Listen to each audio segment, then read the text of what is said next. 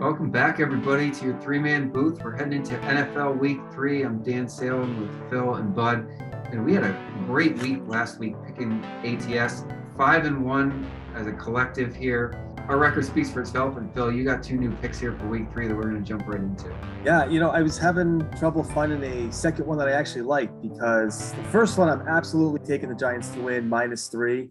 I like what I saw Thursday. The outcome is not what I like to see.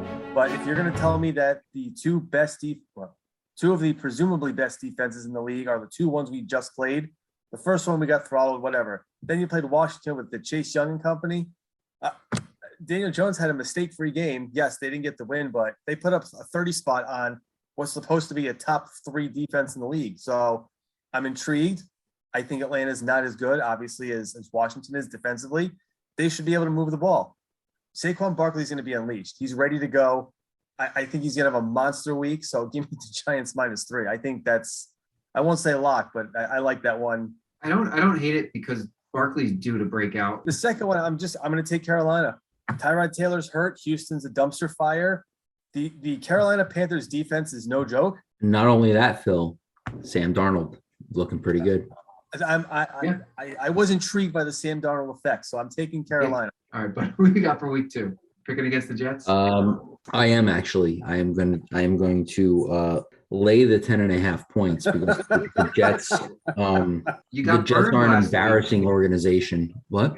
You got burned last week with the big point spread. No, I'm good.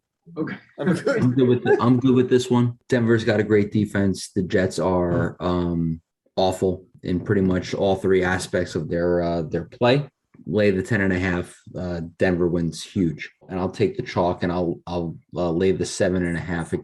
Arizona against Jacksonville. That game has got 50-10 written all over it. The way Kyler Murray's playing right now, please, he's getting 5 touchdowns a game. This is how bad Jacksonville is. After 1 week, people were already questioning Urban Meyer if he was going back to college football. The Jets and the Jaguars were the 2 worst teams last year. Are they seriously both going to be the 2 worst teams again? That never happens. You normally get better when you get those good picks. Let me ask you a question. Everybody thought Houston was going to be terrible this year, right? Everyone thought Houston was going to be the worst football team in the NFL this year. I would be hard-pressed to say Houston looks much better than the Jets and the Jaguars.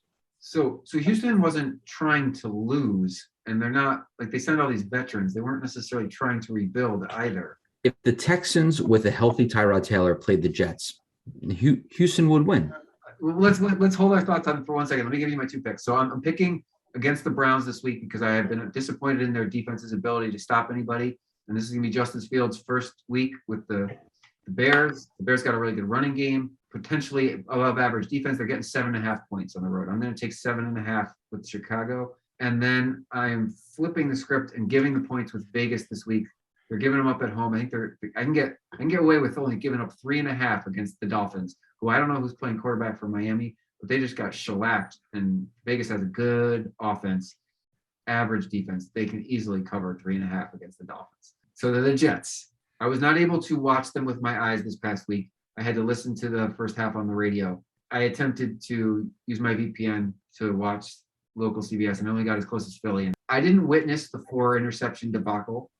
I did hear that the defense was stopping a rookie quarterback, which I would have expected them to do until they couldn't stop him anymore in the second half. But I'm assuming you watched because you look angry and tipsy enough to have watched, and this is your hangover from Sunday. So share with us what went down in the field. I'm not hungover. I'm pretty drunk, actually. So here's what I think. When you made a transition to a new quarterback and a new offensive scheme and everything else, you would have thought that at some point you wouldn't see the same mistakes. It doesn't matter who the coach is, who the GM is, who the quarterback is, who the running back is, who the fucking water boy is. This team sucks. They will always suck. I know. You know what really bothers me about the Jets? Only one player from their 2020 draft class is currently on the field. Only one. And he's doing damn well. I think it's Bryce Hall, right? And he's doing well.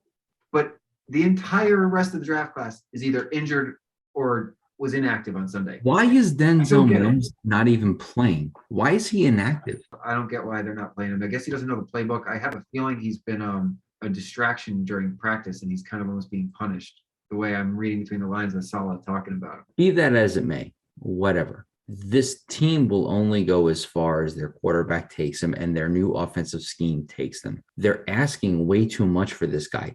You look at the other side of the foot of the in the Patriots. Yeah, he only throws the ball 22 times, but he completed it 18 times. And you know what? A lot of it is dink and dunk and everything else, and it's 6 yards and yada yada yada. And why is he throwing the ball 45 yards down the field? The Patriots offensive coordinator, he puts handcuffs on his quarterbacks.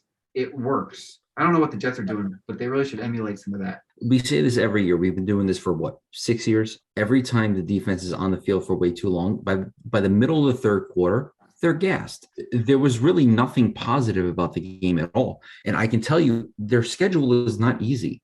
Their schedule is going to get harder and harder and harder. And the teams that you thought were bad are playing halfway decent. So the winnable games that you saw down the road, maybe not as winnable as they were 3 weeks ago when we were pontificating, okay, well, all of the schedule is easy. It's not anymore. Well, I don't want to be doom and gloom with you. Playing hard's an expectation. You're a professional. If you don't play hard, you're going to get hurt. If you don't play hard, you should get fired. But we do want them to win. They have to win. That's results. It's results oriented. 100%. And I agree. And I do believe in the GM and I believe in the coach and everything else. But to your point, they were completely outcoached on Sunday too. Yeah, I was listening to it on the radio, so I couldn't tell, but I could tell that it wasn't going well. I think we need to get to that problem. Is that you need to fork over the money and get some Sunday ticket over here. I think you're out of options. I think your efforts were valid. Your efforts were it's a good try. It's not going to work. So I wrote an article today about my escapade trying to watch the Jets. And I basically said, what is my fandom worth? Right now, watching this shit team is not worth over $1,000. Like, it's not worth it. I would like to see the Giants, but they're falling on their face just like they have been over the last 5 years also. Another 0-2 start. And I mean, if you finish out September 2-2, you enter October 2-3, it's not the end of the world. I mean, a lot of teams have a little slow start, and like the first month and a half is a crapshoot. That's a divisional game that they probably should have won, Phil. Not probably. It was a divisional game that they had won. If this guy doesn't, Dexter Lawrence put his helmet over the ball or jump off sides. Like, I mean, that's the guy you're looking at the ball. The first time he misses the kick, you're like, holy shit, he missed the kick. This is great. And then you see the flag, you're like, motherfucker. You know he's not going to miss the second one. You don't give a guy 2 shots at this. Wait. Let me rewind a little bit. Washington had the lead. The Giants got the ball. Yep. Then they ran the shittiest 3 sets of plays I've ever seen and gave the ball back to Washington. Right, because they were and I said this because my friend Justin is sitting here, and I'm like, oh, they're going to run the ball 3 times to make them burn their timeouts. Is probably the right thing to do, right? Because you're not going to. Yeah, but they didn't. They threw the ball on third. Well, I think at that point it was really short, like it was like 3rd and 1 or something. So you figure you pick up the first down and you're all set. The week 1, the Giants were getting killed. They were getting annihilated. Daniel Jones is a terrible pick all over again. You come into week 2 against, I guess you can argue maybe it's a better or just as good as defense as Denver, and you put up a 30 spot on them. I mean, everything looked better. Galladay was more involved. Shepard looks awesome, by the way. And Barkley got 13 touches after 4 days rest. Galladay screaming at Daniel Jones on the sideline really stood out to me, and that's apparently. So the headline there, it looked like he was. Apparently, the article was he was screaming at Jason Garrett. Who knows if that's even true, but that's the report. It doesn't matter which one he was yelling at. He was screaming at somebody on the sideline. He's an effing wide receiver. He should keep his mouth shut. Yeah, you paid him a lot of money. So, I mean, listen, good. But I want to see that fire out of him. It's okay to have the fire. It's not okay to disrespect your offensive coordinator or your quarterback. I'm not really a fan of Jason Garrett, to be quite honest with you, but. Well, you're such a homer. Hold on. Do you want this team to win this year and go to the playoffs? Of course. And get on the Jason Garrett fan. No, I know. I said I don't want to like it. I don't have a choice. Dan and I said the exact same thing, by the way, at the exact same time. But you're like the definition of just like, I don't even know what it is. Listen, if we're so week 1 was awful. Week 2 was better. If it's gonna get progressively better, I'm okay with that. If we go out and destroy the Falcons on Sunday, I'll feel a lot better. If we go out and play the Falcons and we lose, then whatever, all the momentum is gone. Do you think that this week is a Yes, make or it's a break must-win. season-ending win? No, it's not a season, but it's definitely a must win. I think that this is their season on the line right now. If this team starts 0-3 with playoff aspirations, it's gonna get ugly on the. Oh, you have to win. I want to read something to you guys real quick. This is these are the next games for the Giants. Falcons, Yep. Saints, Cowboys, Rams, Panthers, Chiefs, Raiders, Bucks, and then you get to the Eagles. Gotta win this game then. That is a quarterback. You have to win this game, because if you don't win this game, there's a very good chance you may not win a game until you possibly can get to the Eagles game. That means you're going 0-8. So Phil, when you were telling me how the Giants beat Washington but then lost, I was reminded about how the Giants won the division last year but then lost it. I'm just having some deja vu with this team. No, they never had the division one. I know, not technically, but they didn't actually win the game either. You know what was also funny? That Tony Pollard, the backup running back, outperformed Zeke. Dude, Zeke is man, I don't know. Zeke got a lot more. His touches didn't look. Zeke's touches did not look as good as Pollard's at all. And as Buzz said the other day, that's a lot of money you have sunk into Zeke right now, and he's not. I was just going to say, what is the point of giving him that contract if you're not even going to play him? Man, he held out. This is why you don't give running backs big contracts. No, you can't. He held out. Remember, he held out to get that money. Yeah, you can't pay your running back like that. You just can't do it. I don't know what the Giants will do with Barkley, but you can't pay a running back like that. You just can't do it. I hope, and listen, I want all these guys to get their money, but I hope Barkley sees that if you want to win, you can't take every penny possible. Why did Brady win so many Super Bowls in New England? Because he kept taking pay cuts to bring other people in and pay other positions. I would remind you that the sheer amount of commercials and marketing that Tom Brady did dwarfed his NFL contract, and it was inconsequential. And the fact that he's winning propped goes up. He's also married to a woman who makes a lot more money than he does. So, a lot more money than him. So it's not even close. So he's in a very unique situation. It's a nice transition into Tom Brady, because Tom Brady looks unreal and Rob Gronkowski looks unreal. Yeah. He didn't want to pay for the Pats anymore. He's thrown for 9 touchdowns in 2 games. He's going to slow it down in October and November to regroup for December and January. Dan, he's on pace to throw like 70 touchdowns. I know, but that team switched to run first for the middle of the season last year, and it worked pretty well. So they have no running game right now. So I heard today that he's a couple games away from breaking the all-time yardage.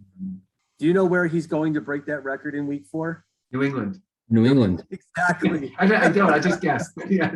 It's definitely. Oh, it is. You're right. It's absolutely New England. Do you think Tampa Bay has the best offense in the NFL right now? As of today, probably, yeah. As of we sit in week 2, and the Patriots have to put together the welcome back montage for that game. Oh, and Belichick has to smile and shake Tom Brady's hand after the game when they lose too, right? Yeah. Oh, give him a hug, a kiss on the cheek. You're going to see the Brady Mac Jones handshake at the end. That's going to be everywhere the next day. It's going to be shoved down your throats, our throats. We kind of glossed over it, but 4 teams lost their quarterback last week. Nobody signed anybody yet. I know, but maybe by the time this airs, someone will get signed. But 4 teams lost a quarterback. Well, yeah, two of the 4 teams have legitimate backups already. So I mean, Fields should be on the field, in my opinion. That's not a good enough team to say. But then you're giving up the season, kind of like the Jets, right? The Jets don't have the pieces, but the Jets have come out and they're flat out telling you, like, listen, we just want to see progress, we want to see development, like all this, in typical Jet fashion. They're not looking to win. No, they got 2 number 1s. They want them to be special. Right.